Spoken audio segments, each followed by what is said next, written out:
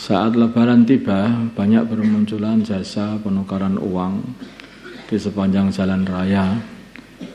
Namun, dalam prakteknya, nominal yang diberikan tidak sama dengan nominal yang diterima, seperti uang Rp100.000, ditukar dengan pecahan uang Rp90.000. Nah, ditukar uang pecahan gitu. Jual petukar itu tukar. Bagaimana hukum tukar-menukar uang sebagaimana deskripsi di atas? Jawab, hukumnya tidak sah dan termasuk riba. Adapun caranya, solusinya adalah dengan saling menghibahkan atau saling menghutangi, kemudian masing-masing membebaskan hutang temannya. Ini tak kasih 100.000. Oh iya, ini aku ya ngasih kamu 90.000. Nah, itu aja. Atau aku hutang 100.000, ya. Terus aku juga hutang 90.000 gantian. Hutangmu 100.000, bebas. Hutangmu 90.000 juga bebas. Nah, ini ada itu solusi, karena sudah berjalan. Jadi jangan tukar menukar, tapi saling memberikan gitu aja. Satunya memberikan uang apa istilahnya, gembel, satunya memberi uang pecahan, itu aja. Masalah larangan makan daging kurban nadar.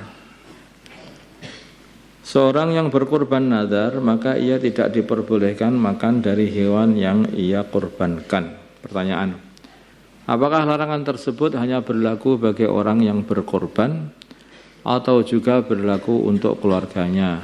Larangan ini, jawabnya, berlaku untuk orang yang berkorban dan keluarga yang nafkahnya menjadi tanggungannya.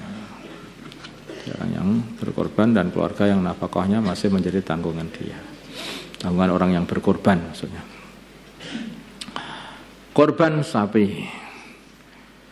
Ketika menjelang hari raya Idul Adha, ada 7 orang yang mereka patungan untuk membeli seekor sapi guna korban atas nama mereka. Mereka membeli seekor sapi dengan harga 21 juta, namun yang menjadi permasalahan adalah salah satu dari ke-7 orang tersebut, misalnya Hamzah gitu, hanya memiliki uang sebesar 1 juta rupiah, padahal sesuai dengan kesepakatan dari awal masing-masing dikenakan 3 juta rupiah, uang harganya 21 juta. Akhirnya teman-teman yang lain membayar lebih dari 3 juta rupiah demi untuk mendapatkan satu sapi yang harganya 21 juta.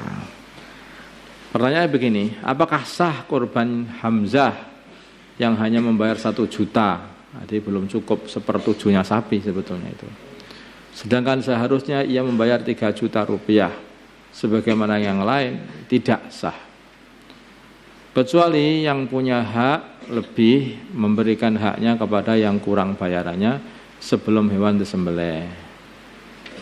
Umpamanya masih kurang 2 juta, dari 2 juta itu, kekurangan 2 juta itu kemudian patungan lagi dari 6 orang urunan untuk diberikan kepada yang 1 orang, contohnya seperti itu, yang punyanya duit hanya 1 juta.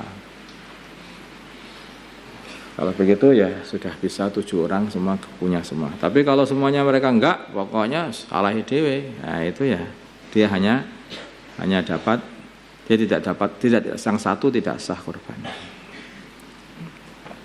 Daging, hanya daging itu kan korban. Mengirim uang untuk dibelikan hewan kurban. Zaid tinggal di Jakarta. Ia mengirim sejumlah uang kepada Ahmad yang tinggal di Pondok Pesantren, Jawa Timur, agar dibelikan seekor kambing untuk korban ketika Idul Adha nanti. Sehingga Zaid mewakilkan kepada Ahmad pembelian hewan kurban dan penyembelihannya. Apakah praktek demikian diperbolehkan?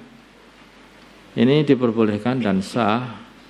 Tapi ini masalah ini dari permasalahan di atas, di samping Zaid harus mewakilkan pembelian hewan kurban, dan penyembelihan kepada Ahmad, ia juga harus mewakilkan atau memasrahkan tahfidz ya, niatnya kurban kepada Ahmad. Nanti niatkan juga kurbannya diserahkan kepada Ahmad yang nyembelih tadi atau orang yang disuruh beli dan nyembelih tadi sekalian.